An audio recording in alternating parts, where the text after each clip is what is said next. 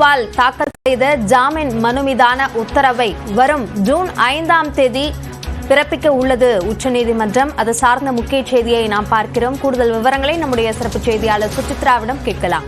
சுசித்ரா, இப்போ இடைக்கால ஜாமீனில் உள்ள அரவிந்த் கெஜ்ரிவால் என்ன அடிப்படையில் தற்போது ஜாமீன் கோரியிருக்கிறார்? இந்த உத்தரவு 5ஆம் தேதிக்கு தள்ளி வைக்கப்பட்டிருப்பதற்கான காரணம் என்ன?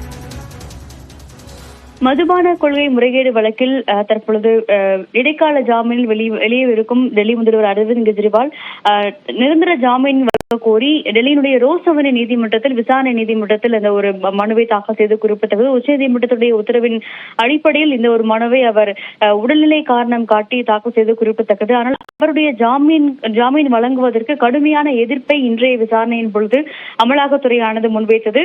நீதிபதி காவேரி பவேஜாவுடைய அமர்வில் நடைபெற்ற விசாரணையின் பொழுது மருத்துவ காரணங்கள், அரவிந்த் கெஜ்ரிவால் கூறும் மருத்துவ காரணங்கள் ஏற்புடையதாக இல்லை எனவும் அவருடைய உடல்நிலை என்பது குறைந்துள்ளது என்பதை ஏற்க முடியாது, போலியான காரணங்களை அவர் கூறி வருகிறார் என்ற ஒரு குற்றச்சாட்டை இன்று அமலாக்கத்துறையானது விசாரணையின் பொழுது முன்வைத்தது. அது மட்டுமல்லாமல் ஏற்கனவே, அதாவது டயாபெட்டிஸ் உள்ள ஒருவர் வேண்டுமென்றே சர்க்கரையை அதிகரிக்கும் ஒரு உணவுப் பொருட்களை எடுத்துக்கொண்டு போன்ற ஒரு நாடகம் ஆடுவதாக அமலாக்கத்துறையானது இன்றைய விசாரணையின் பொழுது குற்றச்சாட்டை முன்வைத்தது.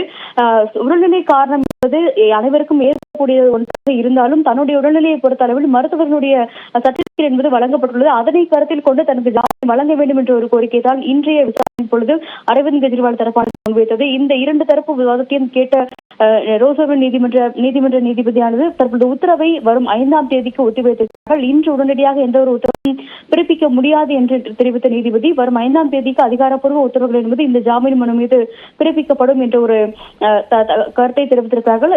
ஜூன் 2ஆம் தேதியுடன் அவருடைய அந்த இடைக்கால ஜாமீன் என்பது முடிவடைய உள்ள நிலையில் 2ஆம் தேதி மாலை அவர் நேரடியாக திகார் சிறைக்கு சென்று சரணடைவார் என்று ஏற்கனவே அவர் அறிவித்திருக்கிறார். அதன் அடிப்படையில் இந்த உத்தரவு என்பது 5ஆம் தேதி தான் அறிவிக்கப்படும். அதன் பிறகே அவர் மீண்டும் வெளியே வருவாரா அல்லது அவருக்கான அந்த ஒரு ஜாமீன் என்பது ரத்து செய்யப்படுமா என்பது என்ற ஒரு அதிகாரப்பூர்வ அறிவிப்பையும் ரோஸ் அவென்யூ நீதிமன்றம் தெரிவிக்கும். விரிவான விவரங்களுக்கு நன்றி சுசித்ரா.